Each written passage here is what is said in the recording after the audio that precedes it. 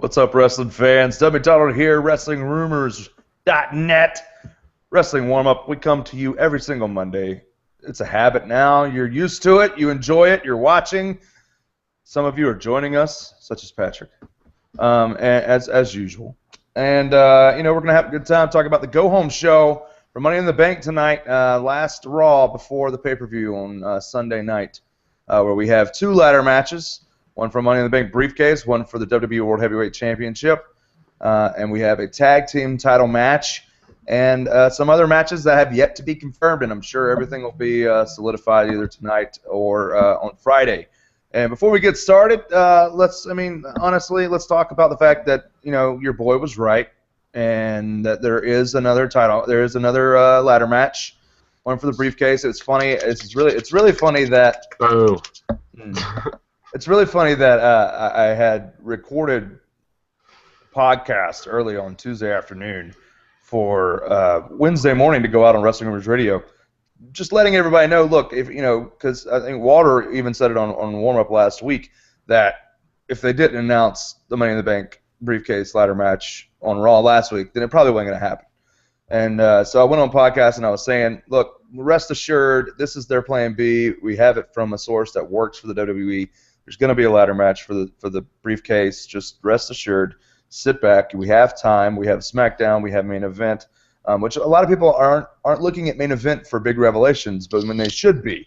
Main event is, of course, when they announced that there would be a Money in the Bank briefcase traditional ladder match at the pay-per-view event, which is named after the same match, and that's why we were, I was assuming that it would happen on SmackDown because it's the same thought. We're not thinking about main event being a place where they want to announce these things. They want to announce matches. Like we've gotten plenty of matches and things announced for pay-per-views on pre-shows to Raw and SmackDown, on post-shows to Raw and SmackDown, and of course pre-shows to the pay-per-view event itself. And it's one of those things where it's a WWE Network exclusive. The pre-shows, main event is a WWE exclusive program. A WWE Network exclusive program, and what they're wanting to do is reveal things on there so that people watch. They're obviously not having huge matches on main event because their big name guys are actually going to be competing on SmackDown, but they're going to do more announcements like that on main event on the pre-shows so that people tune in and actually watch. So we have a ladder match, and let's talk about that before we get anywhere else. They're going to announce all 7 competitors. We know Seth Rollins is one of them. Let's go through some lists. Let's talk about some guys that we think are going to be in this thing. Walter, I know that you have an idea for another match on the card that you think might actually get added due to what we've seen between Bad News Barrett and Dolph Ziggler. So you're not even counting them in this match if they actually go the IC title route for those two guys. But who do you have going in this ladder match? What do we expect to see? What do we expect to see tonight? Just based off what we saw on SmackDown, I think Barrett versus Ziggler for the Intercontinental Championship is kind of a safe bet because I think you need to fill out the rest of the card. You have your 2 ladder matches. You got the tag team title match. You can have an IC title match, Divas title match, and maybe some, like a Summer Rae Layla thing. But there's still enough spots and there's still enough quality guys that you could put into a ladder match. I think Dean Ambrose is like a no-brainer, just considering his feud with Seth Rollins at the moment. Correct. I think you could even put both Big E and Rusev in there. And I know a lot of people were skeptical about Rusev possibly being in it because the chances of him winning aren't that great, and you really want to keep him away from the loss column as much as possible. We talked about this last week, that if you have Rusev in there, you kind of just, it's random because you don't want him to lose anything, even if it's a ladder match. I disagree with that part, but okay, keep going. I just could have sworn we talked about that last week if it was just a point of view from someone or whatever. But I think Rusev and Big E get added. Bo Dallas, because I don't know what else you could really do with him at that point. Maybe if we see The Miz tonight, maybe The Miz. There's Kofi Kingston, there's the Goldust Stardust tandem, Ryback. When people say there's too many spots and not enough guys, I don't buy that for a second. Patrick, you got anything? I think you got to put RVD in there, obviously, for the big spots. Right. I could see Rusev going in there because he's a main guy right now. He's getting segments on Raw. I don't know too much about him losing if that really hurts his credibility right now. I think that you really want to just push a guy. What other kind of heels you're going to have in there if Barrett doesn't go in? Barrett's kind of like bouncing back and forth between because he's beginning to get crowd reaction. Ziggler's a crowd favorite, so he's obviously, if he's not in the match and going against Barrett, I mean, Ambrose obviously is a no-brainer, like Chris said. I don't know who else. Maybe, I know it's a long shot. I'm not liking the guy. Maybe you give Adam Rose one more chance. Maybe his last chance to do something. Maybe, if he doesn't get any sort of reaction from a ladder match, maybe he's, you cut bait and walk. Dude, I just thought of the most awesome spot. What if Adam Rose climbs to the top of the ladder, someone like Rusev knocks him off, he falls outside the ring, and then the boys catch him. That would be amazing. I would love that. Yeah, I would love that, dude. I'm stoked. Like, okay, so here's my thing. We got 6 spots to fill. I think RVD is a lock. I think Dean Ambrose is a lock. We got 4 more spots that could alternate due to an Intercontinental Championship match. If there is an Intercontinental Championship match between Bad News Barrett and Dolph Ziggler, and we're not including them, then I think we see Rusev, Bo Dallas for sure, and possibly Big E. Yeah, Big E for sure. And that's maybe we got one more spot. I think. Do we see Kane in this? No, I think Kane. I don't know what they're gonna do with Kane.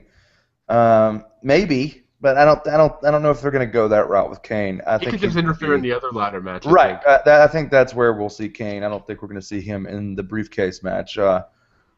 But Kofi Kingston could be somebody thrown in there. One of those things, just because it's a spot match, with the ladder.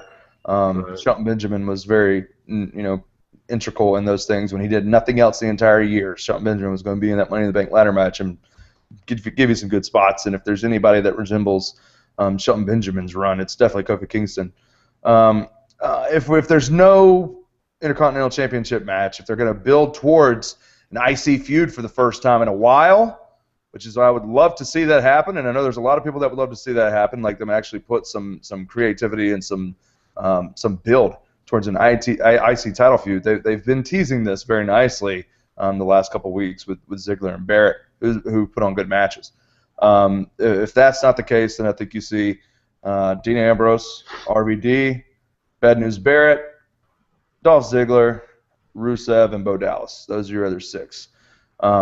If not, if there is an IC title match, I think you just replace Ziggler and Barrett with Big E and possibly Kingston. That's probably the route they're going.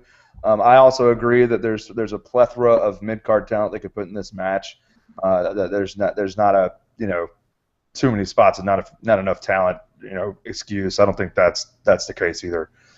So I think we're definitely going to have a good match. I'm excited for both these ladder matches. This is definitely the most up in the air Money in the Bank ladder match we may have ever seen. There's really not one person who stands out as the absolute favorite at this point in either match. And that's the funny thing is that everybody wants to talk about John Cena being the rumored winner for the title match. I still think that there's a lot of unpredictability here. And outside of looking at the rumors that we have set out before us for SummerSlam, if you don't know that, if you're not looking at that at all, these 2 matches are completely unpredictable. And I love it because it gives us something to actually be excited for. There's not a lot of WWE storyline-driven matches and programs right now that make me really excited to watch. I'm really excited to watch Sunday night's pay-per-view. I wasn't excited going into Payback, but I enjoyed Payback quite a lot. This time I'm excited for Money in the Bank. I hope it doesn't let me down. That's the dichotomy that we live in as wrestling fans. God, how many WCW pay-per-views?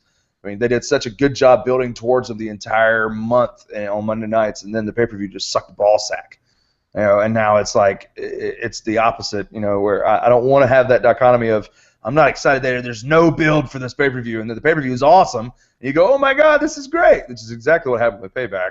And now I'm excited only knowing 3 matches for the card, we only have 3 confirmed matches right now. There are 2 ladder matches and a tag team title match. That's it. Hopefully tonight we'll get the rest of the card filled out. If not, they have time on SmackDown and main event to do the rest. I think that if you do have an IC title match, it's got to be Barrett and Ziggler for sure. I'm with you on that one, Walter. I think obviously you got Paige and either a triple threat between the Funkadactyls and Paige, or just Paige and Naomi, where we see finally the Naomi Cameron split, because that's definitely happening. And then of course title match. That's the title match for the Divas, and then another Divas match. We're gonna have 2 Divas matches for sure. Layla and of course Summer Rae. The only thing is, if you want to talk about Adam Rose there, Patrick, you could either do Adam Rose versus Fandango as a singles match, or you could do Adam Rose Summer Rae versus Layla Fandango in a tag match again. Those are the likely scenarios we're getting for Adam Rose. They're not going to. I don't like bringing him up. I don't. What? Okay, let's talk about your beef with Adam Rose. I don't have any. What is your beef with Adam Rose? I don't have any. I honestly think you just said you don't like him and think that. No, I don't like bringing him up. I said the character I think is very interesting, but I just think an Austin Powers style gimmick right now is just I don't know. I can understand why people are not getting behind it. That's changing though. People are starting to go on him. People are starting to get behind it. I think the Kevin Hart segment this past Monday night was a good way to kind of get more Adam Rose into the limelight and try to get people behind it. I thought that was brilliant on WWE's part. You're going to have a special guest there that 90% of that crowd base, that fan base knows. They know Kevin Hart from a million different movies and a bunch of different comedy segments. And I mean, the guy has had 3 stand-up movies in the theaters over the last 5 years that have done really, really well money-wise. People know who Kevin Hart is. And when you include him with Adam Rose, it gives Adam Rose a little bit of a rub, and that's never bad. Never bad at all. I mean, think about the Zack Ryder, Hugh Jackman, Dolph Ziggler thing. Dolph Ziggler was kind of floundering as a heel at that point. It included him, and that made Dolph Ziggler relevant for a little bit, made Zack Ryder relevant for a little bit, and of course it allowed Hugh Jackman to come back and do something with Dolph Ziggler again and put Dolph Ziggler on TV with a star. That's never a bad thing. It's always a good thing. So using Kevin Hart definitely helped Adam Rose. Again, the guy is a really good wrestler. I don't know about his finish. His finish is so much like the Dirty Deeds. It's just like a reversed Dirty Deeds. It's literally, instead of a face plant bulldog with a leg sweep, it's literally a cutter with a leg sweep. Almost like a mic check kind of thing, but it's a cutter instead. It's a diamond cutter kind of deal. Not too high on that. I think he should have something a little bit more original that doesn't look so much like Dean Ambrose finish. But to me, good in the ring. I like the character. It's different. It's original. I know that Kevin Dunn hates producing his segments on TV because there's so many people that he has to deal with, so many people that he has to direct as far as his posse goes, the Rosebuds. But and it's costing them money to hire people to come out each and every week. You notice how when Godfather was bringing out hoes, right? The first few times it was just a couple hoes. Then it became, oh my God, we're rich in the Attitude Era, and it's we can spend however much money we want on local strippers to come out with the Godfather. He comes out with 20 hoes and doesn't even have a match. He just gets Road Dogg or Val Venus to join him and go back to the back with all the hoes. And then it's like literally a year and a half later, he's coming back out with 2 or 3 hoes, and it's because they couldn't afford to pay all the strippers, pay all the extras.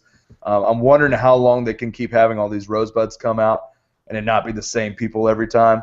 Because right now they're paying local talent when they're not close enough to bring the same people out of NXT up. They're paying local talent to come be Rosebuds, so they don't have to fly the NXT guys up or pay for their gas to come up from Orlando, because that's a pretty long drive depending on where you're going. And they get to Seattle, they're going to have to get local talent from Seattle. There's no way that NXT guys are going to come up there. But I like Adam Rose. I like the character. I think, again, I've said it a million times, even though Vince is impatient a lot, I think that's all we need is some patience. I think that we just need a little bit of time for him to get some ground underneath his feet. And I think the same thing for Bo Dallas. I love that freaking character. I don't care if you hate it, or if you hate me for liking it. I don't care. Sarcastic, really good. Honestly, it's John Cena's dichotomy put into a gimmick.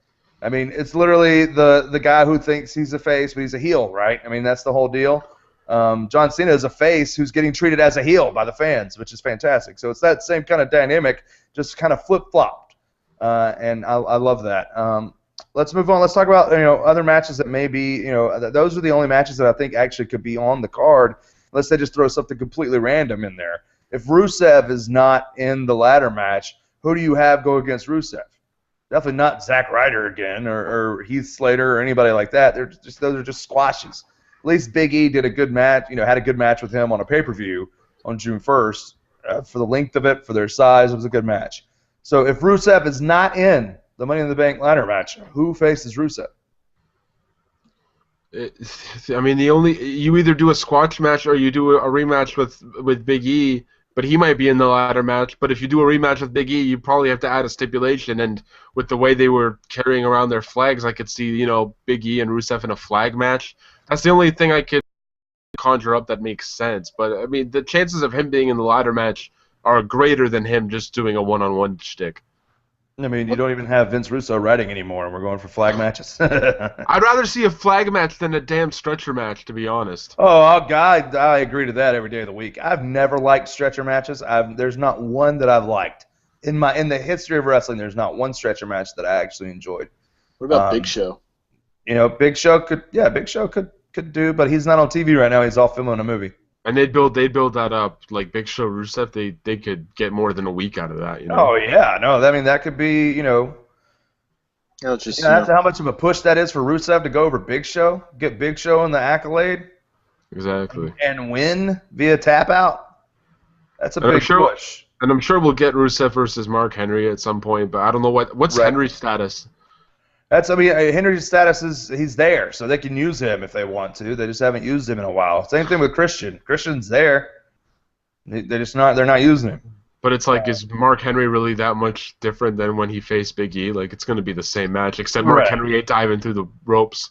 No, definitely not. So you're not even going to get a spot like that really, initiates the energy of the match. So we'll see what happens. Honestly, we think 2 Divas matches, possibly.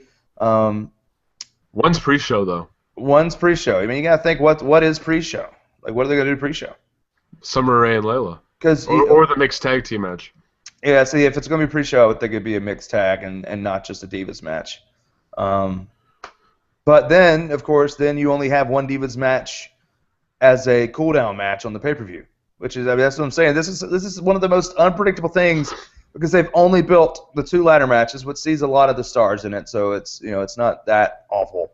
But at the same time, we have no idea what the rest of the card is going to look like. We only have a tag match, which who has the Usos actually retaining their titles in this match?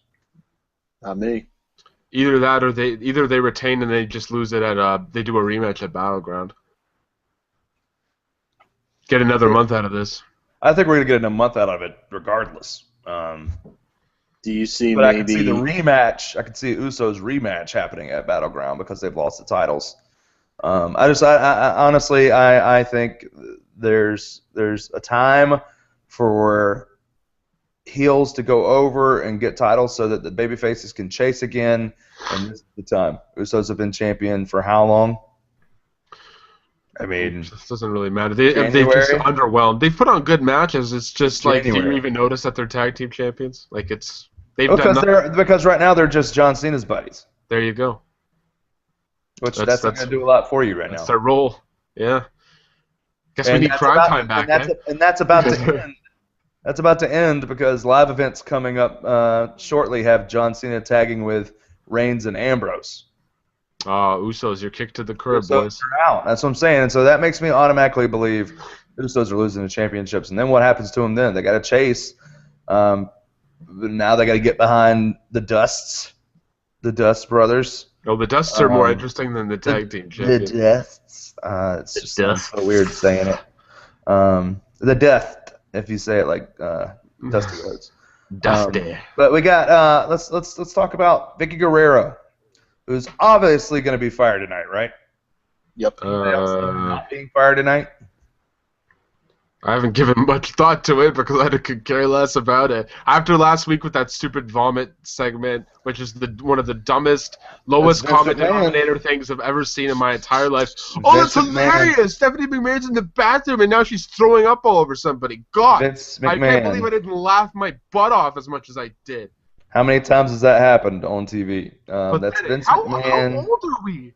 That's Vince McMahon all day long. That wasn't funny when we were 10. He thinks midgets are hilarious. He thinks that vomit is still funny, and that's how it's going to roll. And she's such a professional. She'll bring her iced coffee during a live interview. Like, right, we're just so out of nowhere, stupid. We can't figure this out. Out of nowhere, just comes in and starts talking with a straw on her face. Makes sense. Ugh. Which sad thing is, I would have rather seen Hornswoggle El Torito than that bathroom segment. Which hilariously, let's not go nuts. I have seen Stephanie McMahon and I have seen Triple H's coffee orders. They're always more tan because they have coffee and cream in them. That was Authority 1 cup. Totally not iced coffee in those cups because it had bubbles coming up. I'm almost positive it was Diet Coke, but that's neither here nor there. It doesn't really matter. It's a silent killer. It is, man. It's that aspartame. Kills you. Don't worry, though. Vicky Guerrero likely fired tonight. And we have no general managers whatsoever, which don't worry, Hogan will come back with the Authority being in place. And of course, then you have what do you do with Roman Reigns, who was the one that actually put the Epicac in Stephanie's iced coffee to make her vomit. B-Song, now that you are joining us, the voiceless of the voiceless here. You tell us, what do you think happens to Reigns tonight? Since he, what do you see happening with Reigns tonight? Since he was the instigator. That's a good question. I think obviously we'll have the Vicky situation addressed, which I think you guys were talking about when I hopped on. He'll probably get put in some match where the Authority will try and get him the go up against probably one of the heels in the Money in the Bank ladder match, and then he'll probably end up winning that match anyway. But they'll probably try and get back at him a little bit, but he'll probably end up prevailing anyway again. One of them or all of them? Ooh, there's a good chance it could put him in a handicap match. That's usually the case when it comes to Shield guys. At least against the heels anyway. You can have Reigns versus Del Rio, Orton, and Wyatt tonight.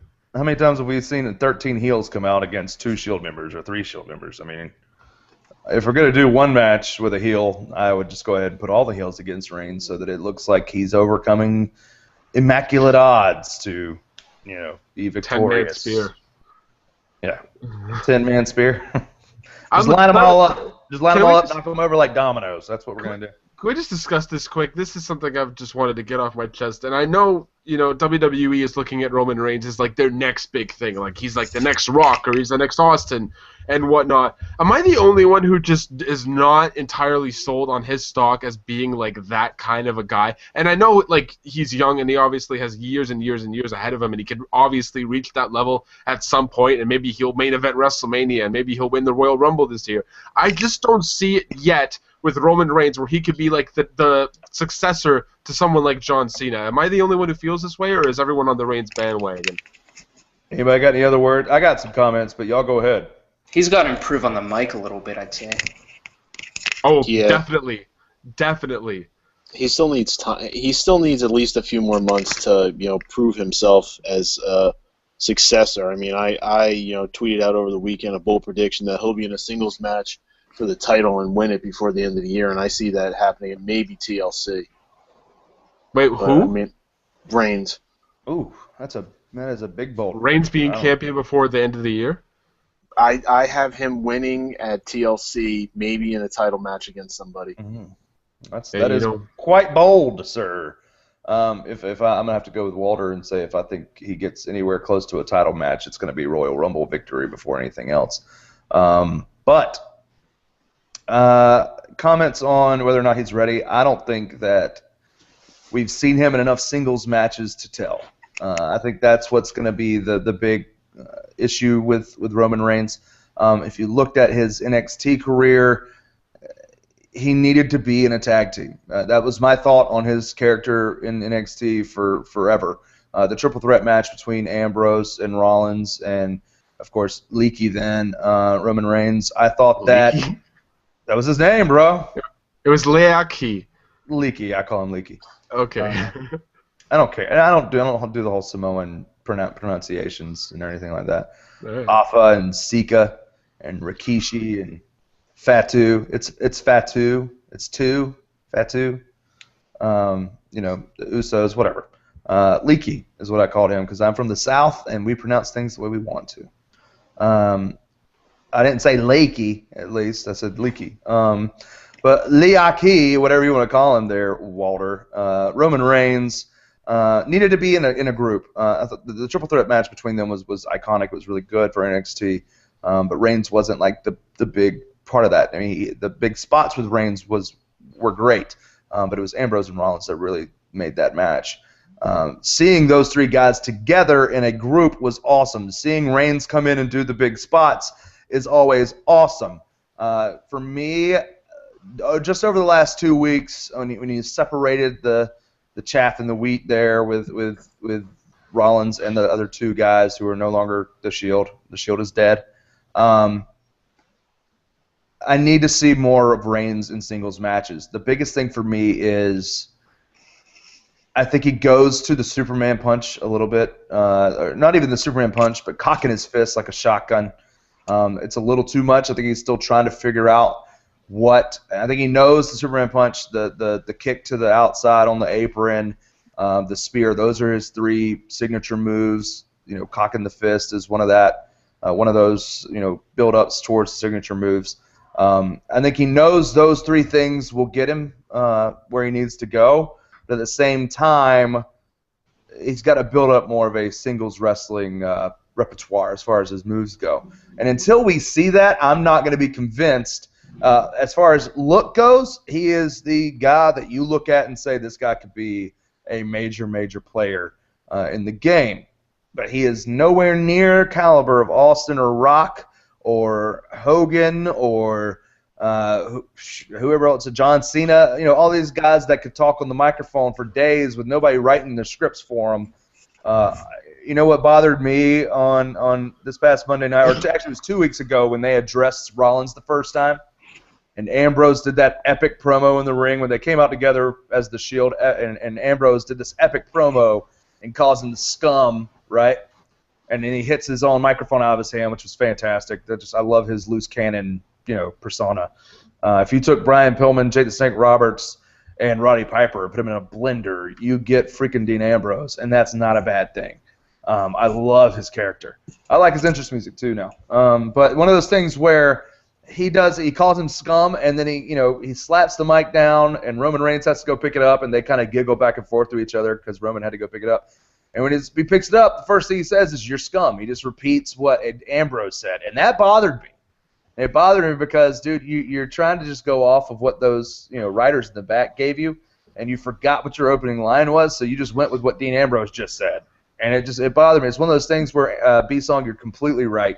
For Roman Reigns, we need some time to develop single skills in the ring to where he's really looking good in 12 to 25-minute matches. He's going to be a main eventer.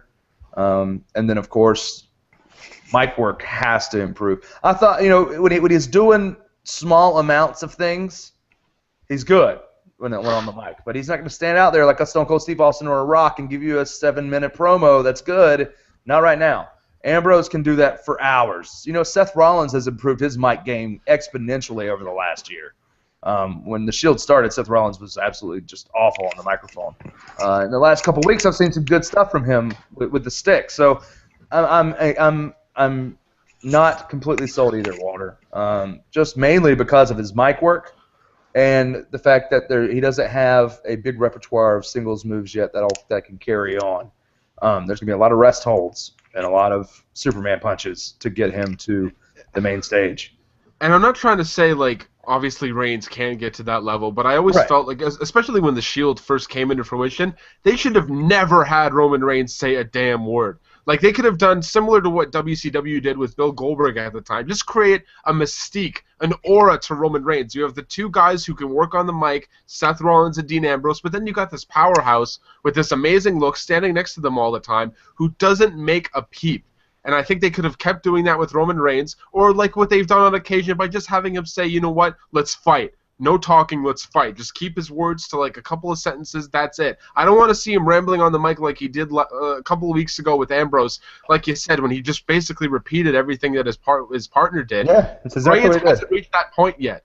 He just needs to just shut up and fight, and if he can do that, then he'll be fine. If he keeps trying to cut these things on the mic, and like what he did with Vicky Guerrero last week when he was trying to convince her to spike Stephanie McMahon's drink, I think that came off so silly, and it kind of lowered him in my point of view anyway. I think the biggest thing, though, if he doesn't learn to talk, he's not going to be a main event player.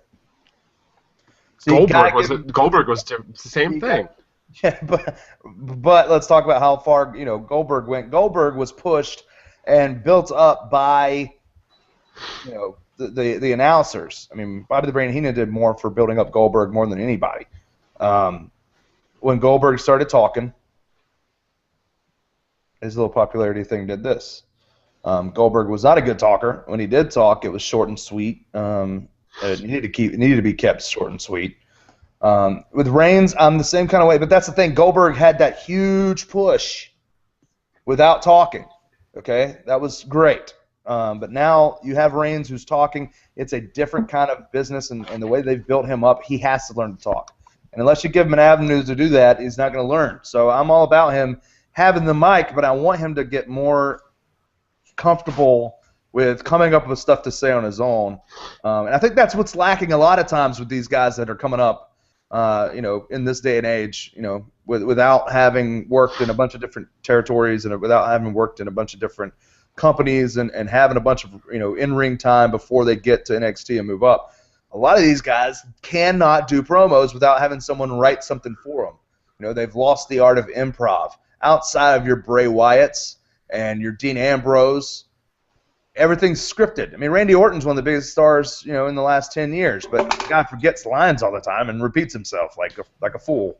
But it's one of those things where I want more people like Wyatt coming in that can talk your ear off and then back it up in the ring, because that's what is skyrocketing Wyatt to where he is. He's good on the mic. He's already a main event player. He's already been with Cena for a 3-month program. And that comes from his in-ring work, the brilliance of the character, and his ability to connect with the fans on the microphone. And once we get Roman Reigns and some other guys into the positions that they need to be in for that and can get better on the microphone, then yeah, I could see him, being a main event guy that's beyond belief. But I don't think he needs to be. I agree with you. I don't think he needs to go out and do 7 or 8 minute promos. He just needs to get more organized in what he's going to say and leave it be short and sweet and powerful. Not repeating what his partner had to say. I see JBL's Dragon. Ed Call has joined us. Ed, what do you think about Roman Reigns? Chris Walter, obviously you came in after Walter posed the question, which means you have something on your mind. So obviously Walter's question, for those that are just tuning in, was, are we completely sold on Roman Reigns being the next big guy that could take over the throne of Cena? He could be the next big guy. He could. Doug, I heard a bit of what you were saying about a minute or two ago on YouTube video. My computer's been having a fight with me all day. But yeah, I agree with what you're saying, that he has a lot of great components right now, but there is a lot of development to be had. I think more of his concern should be about his mic game. You can learn a lot more moves-wise as you go on. I mean, unfortunately, he's at this point now where they're getting him ready for this big push within the next 6 to 8 months. But hopefully within that time, he uses that time, especially during the fall, to really develop. And yes, singles matches are going to be the focus, because he really, even if he was a star player, he wasn't the main focus of offense. So yeah, he has the potential, but right now, not ready for it. Fortunately, the match he's in this weekend is involving 6 other men, which will do great to carry, and he just needs about 2-3 big spots just to maintain crowd appeal.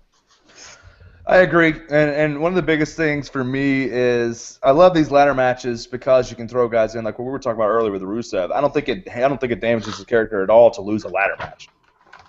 You know, if he's not the one that climbs the reigns, I mean that's one of the biggest things about having Bo Dallas or Rusev in these matches is Bo Dallas can remain undefeated because he actually didn't lose, but he didn't win either. Rusev can remain undefeated because he didn't actually lose, but he didn't win either. So it's one of those things where I think we're bound to see guys like this get good spots in these ladder matches. I anticipate and will lose my effing mind if Bray Wyatt pulls a Sister Abigail off a ladder. I will lose my mind. A spot like that will be phenomenal. I don't know how many other spots like that we're going to get out of these ladder matches, but I will lose my mind. We've seen spots like that before in a ladder match, though. Right. I mean, how many times we've seen Walls of Jericho on a ladder? It is possible. A Bubba Cutter off a ladder. We even saw Ed do a flatliner off the ladder, and that's the same. It's basically the same move. Thing. Yeah. We've seen the flatliner. We've seen the spear. We've seen power bombs. We've seen choke slams. We've seen everything. RKOs. We've seen everything that you could possibly see, and that's why I want to see him. Just like someone's climbing up the ladder, I want to see him run up the other side, grab him, and come down with a freaking Sister Abigail. I'll lose my effing mind. I'm already way too excited about the possibility of there being a spot like that. But let's talk about. I mean, honestly, go ahead. Have you guys opined about the people we could see in the second Money in the Bank ladder match? Have you guys? Drawn we opened any conclusions or any rumors? Okay. Well, I mean, we talked about it, but if you got some I'm going standard with the right in line with you guys. Ziggler, Biggie. I'd actually like to see Sandow in that. To be honest with you, I mean, I know his character's been buried, but I just think he adds a lot more of a surprise factor to this match. But yeah, that's an extreme long shot. To be honest with you, the second ladder match. Well, what we could talk about is bring about potential standout winner from last year. Well, what we could talk about, I mean, we don't know who's going to be in this thing, but we could quickly discuss who the favorite should be. Who really needs a briefcase at this point, and there's at least 5 or 6 guys who could probably make that thing work. Yep, let's talk about let's get down to the nitty-gritty. Let's talk about these 2 ladder matches. We're going to see who's confirmed for these things as soon as Raw kicks off. Let's talk about the briefcase one first. Who, and I want to go down the line, B-Song starting with you. Who do you have winning the briefcase on Sunday? And we're gonna go ahead and we're gonna talk about this now, even though you don't even know who's going to be in the match, and then we'll do more of a confirmed prediction on Sunday before the pay-per-view. But just open right now. There's the world is your oyster about who could win the briefcase because we don't even know who's in the ladder match. So you tell me who is winning that briefcase this year. Well, I came in late, so I don't know who we discussed as possible participants in the match. But I do think that Rollins has a very good shot of winning it, even though he was the first person announced. And he is a heel too, so he might not be taking that home, but I think he has a good chance to take it. But a dark horse, Ryback. It's his time. That feud with that mini thing they had with Ryback, Soul, and Cody Rhodes and Goldust and Stardust. It's time for Ryback to get his moment and win on a pay-per-view and get that briefcase.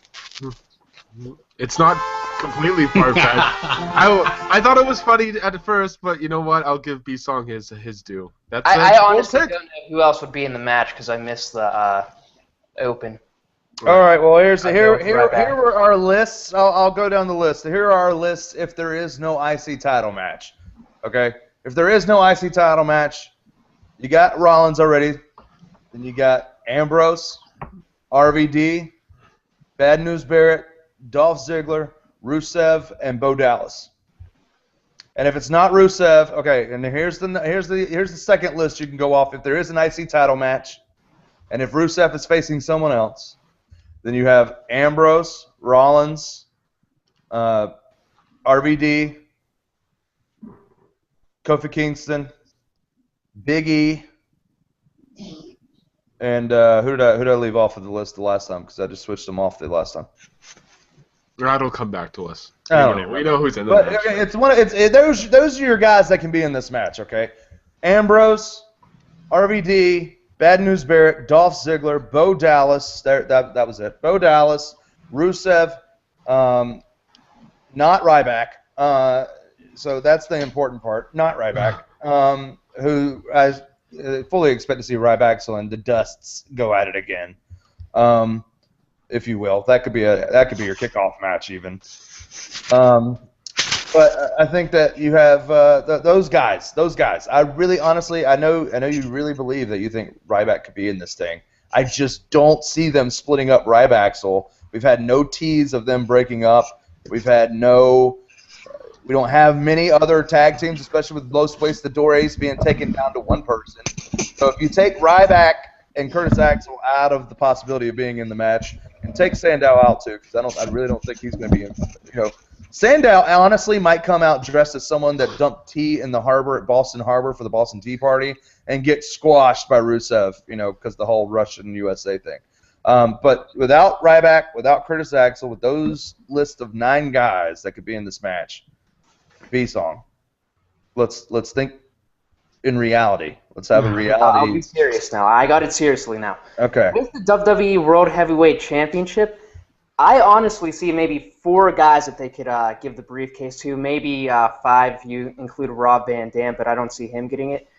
I could see Ambrose or Rollins, obviously. Ziggler is a dark horse because, the company stance on him.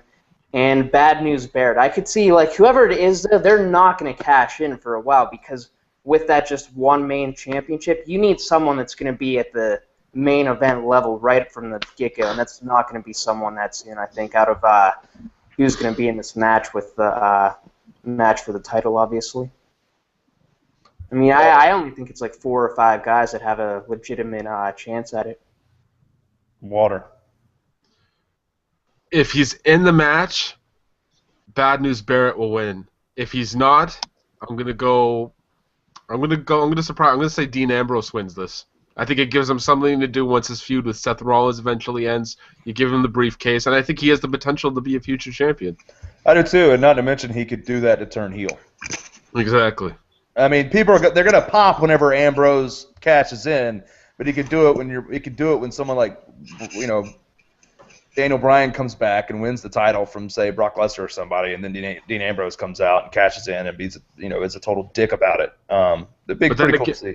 But then again, I think it depends if Barrett is defending the IC title or not. I think they're actually higher on Barrett than they are Ambrose right now. Ooh. And it's not the first time we've seen an Intercontinental Champion carry around the briefcase. That's true. Just putting that out.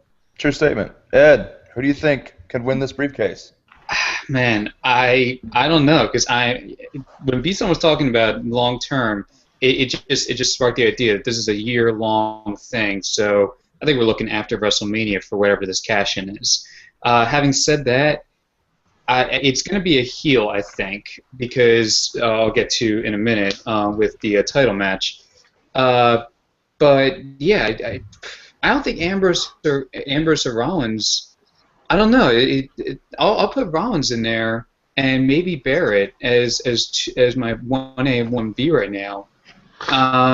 Probably Barrett, to be honest with you. But there's no real weight stacked in that because it can go either way. And by the way, even if Barrett is in the match, is in the ladder match, I could see him potentially doing double duty.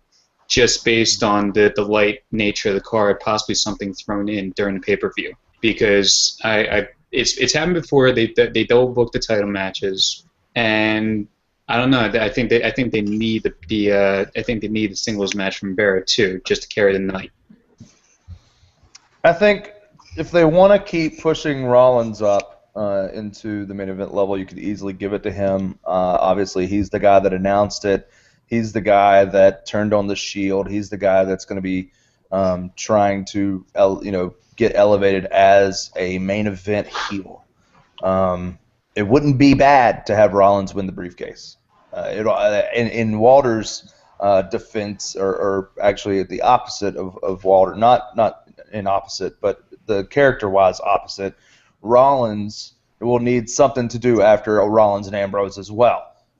So either one of these guys, Ambrose or Rollins, could win this briefcase, and it be great for their career. For me, I really think Rollins would be the one out of the two that would be really interesting to go forward.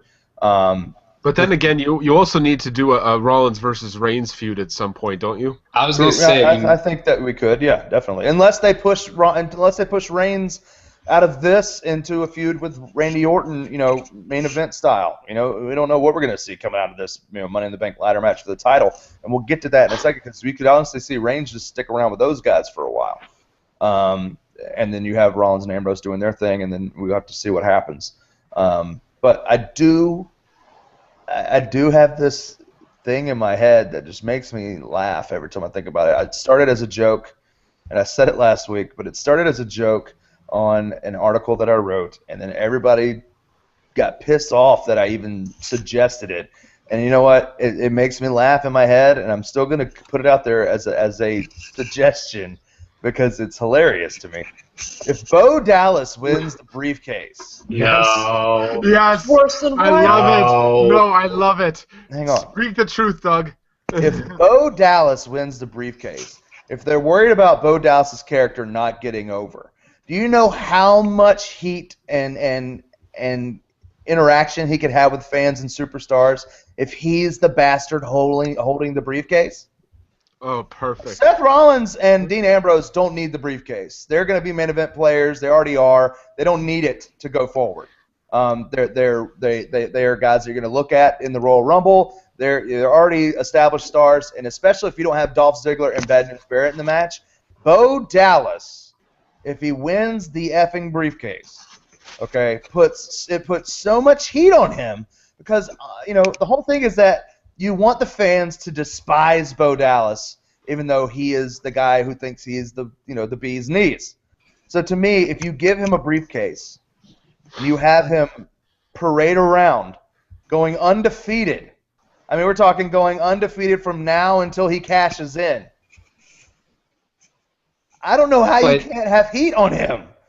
I don't see like that would establish him as a heel. It would build him up to at least upper mid card level, and he is this undefeated jackass with a briefcase who can cash in for a title match at any point in time, and he rubs it in people's faces, and he's a total dick about it, and it really elevates his career, and it elevates the character, and it establishes interaction with fans. It allows for so many backstage segments where he's just showing up in people's interviews with the briefcase. He smiles. He tells them, someday you'll be as good as me, and he moves on. Like, I don't care if you hate the idea. I don't care if you think I'm wrong or if you think I'm right.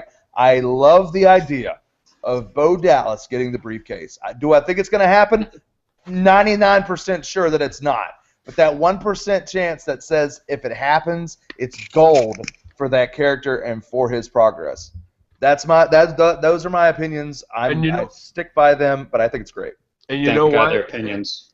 It's actually more likely because if you look back at some of the past Money in the Bank winners, like when Daniel Bryan won his briefcase, he was nowhere near picked to be a favorite to win that thing. Jack Swagger, he was on no one's radar. No one thought CM Punk would win it twice in a row. No one thought Sandow was going to win it last year. No. We all thought Cody Rhodes was the favorite, or Ambrose, and then Sandow knocks him off the thing. And we're like, well, Sandow wins. You know what? It would not shock me in the slightest bit if WWE said, you know what? We're going to put the briefcase on Bo Dallas, and we don't care what anyone says. They're actually, I mean, we've seen reports that Vince McMahon maybe not the biggest Bo Dallas fan, but we know Triple H is for sure. He's one of his projects down in NXT, and now he's on the main roster. I think the victory laps with him hoisting that briefcase around in slow motion would be amazing. Imagine him on top of the ladder with the spotlight coming down, and his T-Bone, and he's just like holding the briefcase like that. Money. money. Straight up money, man. Ed, you were going to interrupt with something, but tell me how it's Monopoly money. feasible. Maybe Monopoly money. You lost your mind. Monopoly. Could they keep it up for like I'm 7 a hater months? of this. I'm a hater of this because Doug, I respect you and everything you say. The idea you're floating here is if the belts were still split. You say it yourself. No, I'm not. It elevates him to a mid-card status. If you're using something for the WWE World Heavyweight title, the only main event title, you do not use it to help establish a character. Yes, Swagger, Sandow, and Bryan at the time it helped them, it put them over the top. But they were already sold on the crowd at the time. They were established by that time. Ziggler wasn't. Not. Ziggler wasn't, but he still had that charisma.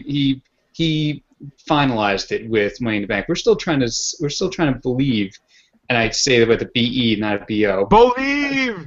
You need to believe. I will not believe in the bank for Bo Dallas, because if we're using the WWE World Heavyweight title, or the idea of a match for that title as a way to get a guy over, oh my God. Then you're not thinking about the WWE. Like you really don't think they would do that.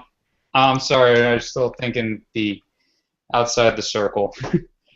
God, Can we go back and establish that the King of the Ring used to be the Money in the Bank? Mabel won the King of the Ring. Mabel. Rest in peace.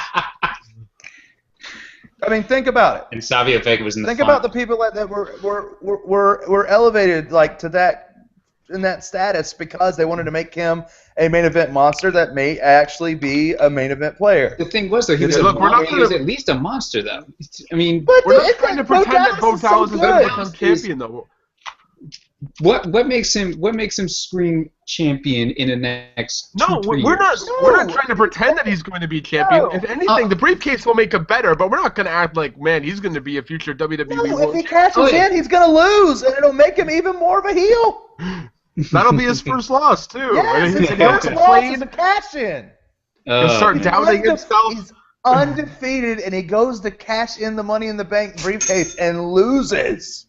Are you And that's what he kidding says. me? And that's what he says for months afterwards too. When he goes up to Right. him, you could be a future world champion just like me. And then when he cashes in, he loses. Right. How perfect is that? And then he goes full heel. He doesn't believe in himself anymore. His character can change, and it won't be so freaking goofy. But I love the goofy character. I love everything about it. I think that it makes a perfect build towards the future of Bo Dallas. And don't say that they don't use titles or briefcases to help try to build somebody. Because CM Punk, when he won his first Money in the Bank ladder match, was not looked at as a main event player.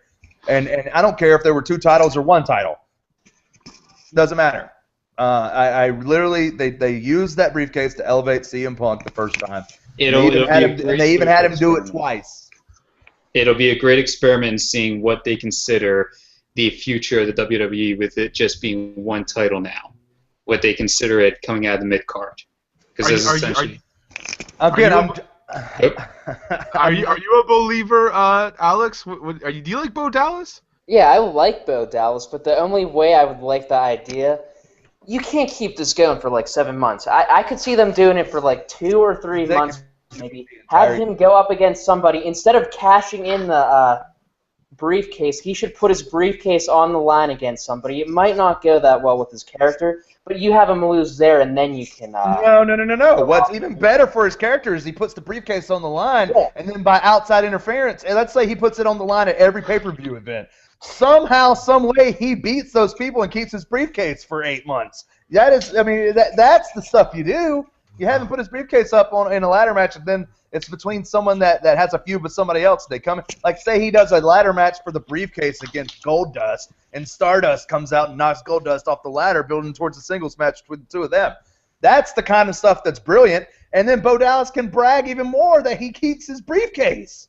It's perfect. It's not going to happen, but it's perfect. Why aren't we running this show? I really wish that I could do long-term That's a booking great question. for the WWE, because if I could do long-term booking for them, this would be a gold mine for creating a character that would last, okay?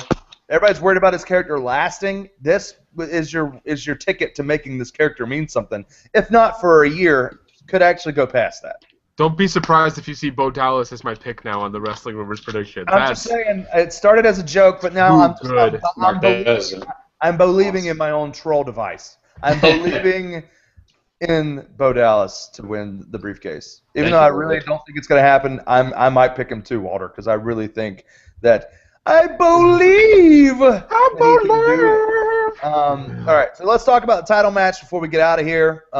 We got 7 guys going up for the WWE World Heavyweight Championship in a ladder match at Money in the Bank. The main event, Daniel Bryan's out, which sucks, but this is an exciting match. We saw last week Roman Reigns is your last guy in. John Cena pushed Kane in one of the worst matches I've ever seen in my life on Raw.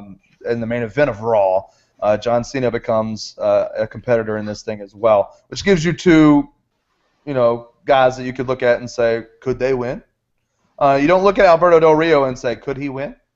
You look at Alberto Del Rio and say, all right, they need another guy to put in there, and that's why they put him in there. So you got Alberto Del Rio, John Cena, Roman Reigns, Randy Orton, Sheamus, who's your U.S. champion, and nothing more. Cesaro, and who rounds it out? Reigns. My dark horse, my prediction to win, Bray Wyatt. Oh, Bray Wyatt. Yeah. I don't know why. This is the perfect time for him. He's a main event guy. If he doesn't win, then I totally see John Cena winning and Bray Wyatt going against John Cena for the title at Battleground. I think that Bray Wyatt is at a main event level at this point. He doesn't have to beat John Cena for the title. He's proclaiming himself to be reborn. This past week was the first time we ever heard him say that he wants the title, which I didn't even want to hear him say ever. But more so than saying he needed the title, he said that he wants to be the most powerful entity in the company, and the most powerful entity in the company holds the championship. That's why he wants the title, for power, and that makes me more excited about Bray Wyatt possibly having the championship, because he's not going after the championship just to have gold. He's going after it because he knows that the most powerful being in the company owns the gold. So for me, if the Wyatt family as a unit comes out with all the gold that they are going for, that just establishes them as a monster faction moving forward. It sets them up for the next few months of pay-per-views. Everyone's looking at Bray Wyatt as type of a Mankind Undertaker character in the first place. Have Bray Wyatt be your Mick Foley for this era right now.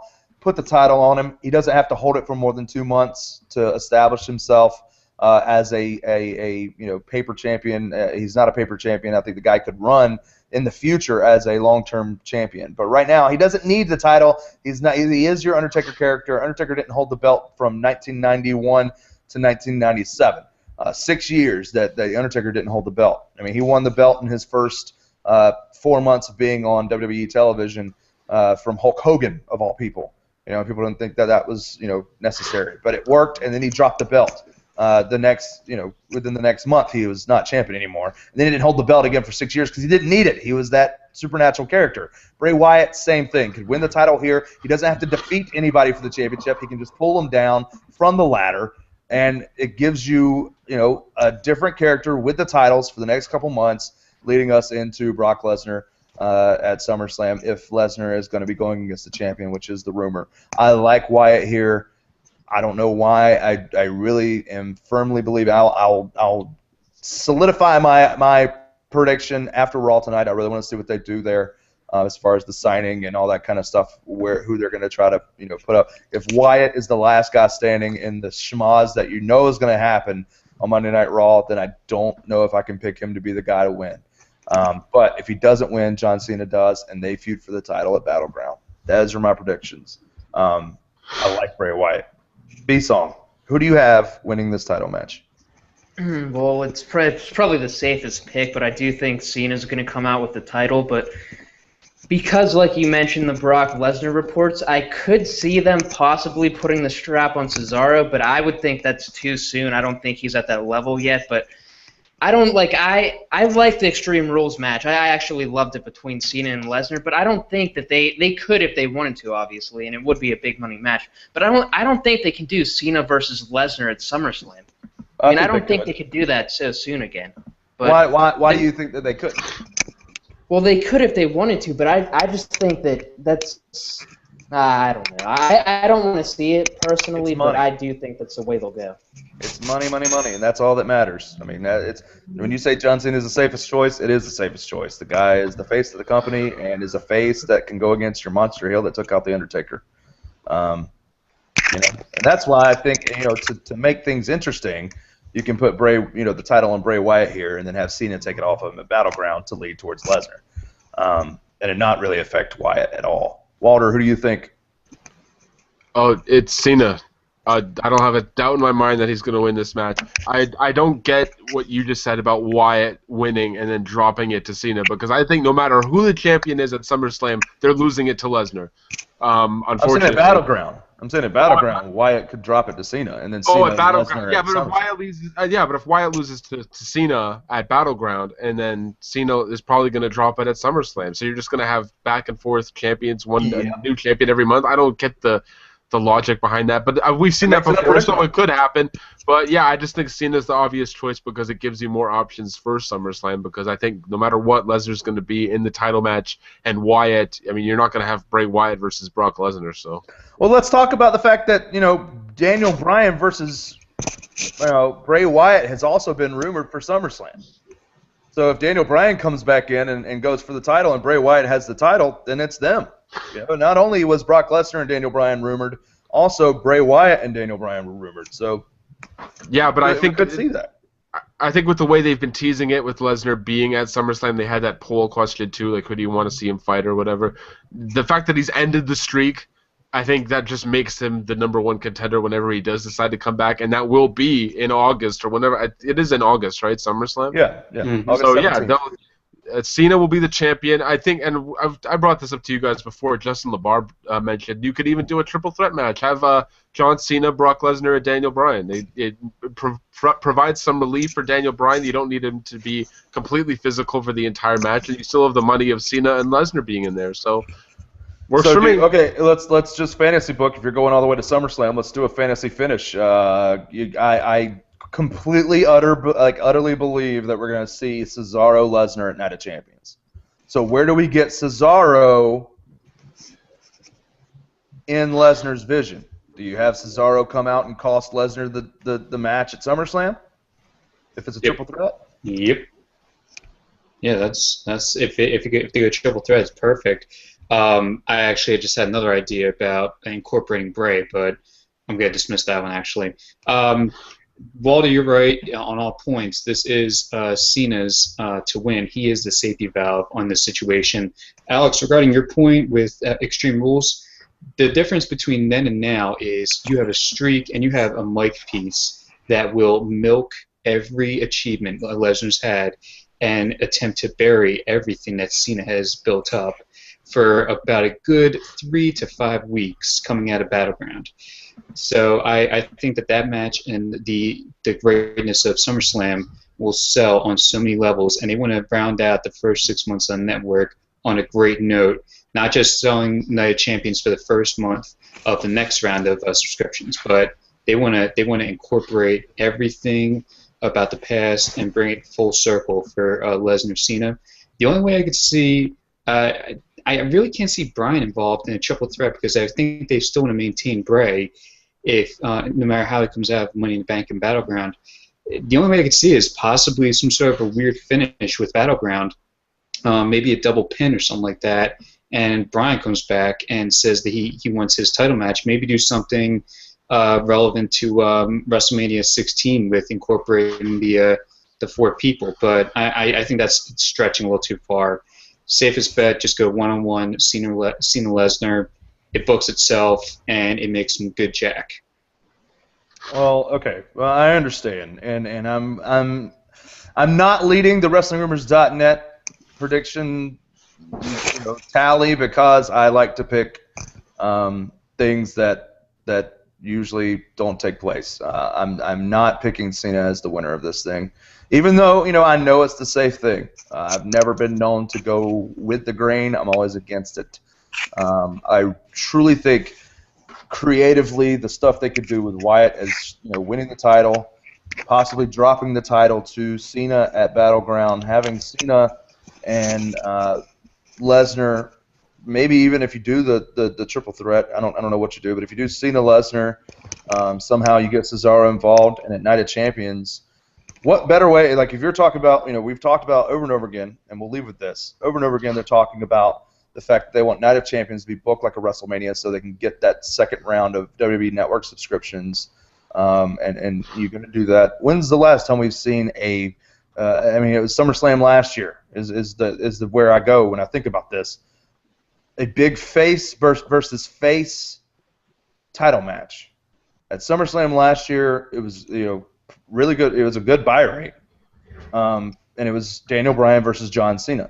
Now that Daniel Bryan has won the title and has established himself as a big name, how much of a money match do you think if you did a main event if you do a main event at Night of Champions that's Triple H and Roman Reigns, and you do a main event at Night of Champions that's John Cena versus Daniel Bryan for the championship, and you do a main event at Night of Champions that's Brock Lesnar versus Cesaro, those are three big money-making main events. Now they have to build Cesaro up to get us there at Night of Champions where people actually want to see Cesaro Lesnar. But I think that there's more money in Cena Daniel Bryan, even though it's a face versus face match. With Daniel Bryan coming back and with John Cena, they've had their interactions before. Cena's always been a poster child, and it would be one of those things where it would be a money-making match. It would be a money-making card. And for me, if to get there, don't have Cena unless you really want to make Cena the most hated guy, which we talked about earlier. If Cena wants to be the biggest heel, even though he can keep being the face.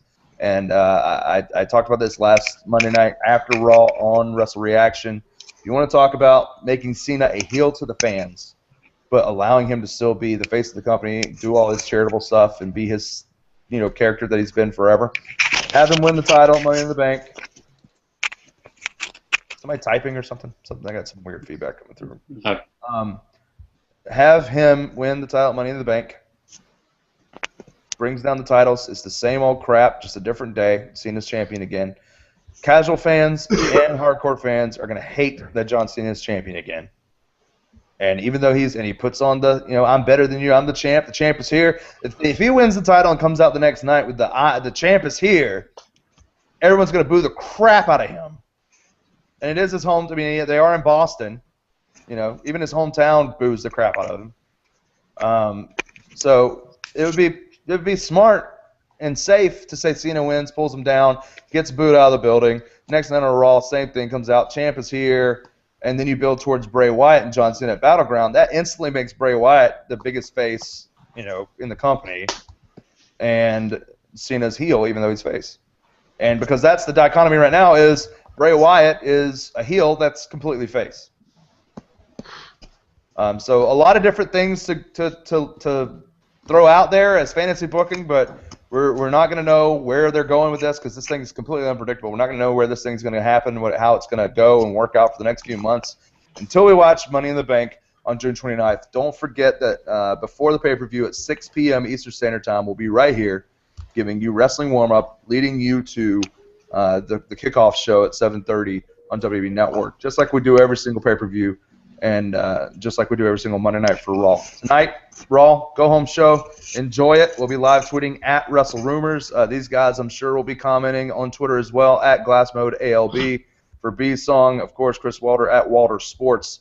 And, of course, at JBL's Dragon, Mr. Ed Call. We'll be watching Raw. Watch it with us at WrestleRumors. And, yeah, that's what we got. We'll catch you on the next one. Enjoy wrestling, enjoy Raw, enjoy Money in the Bank, come back, wrestling warm-up before Money in the Bank. We'll see you then.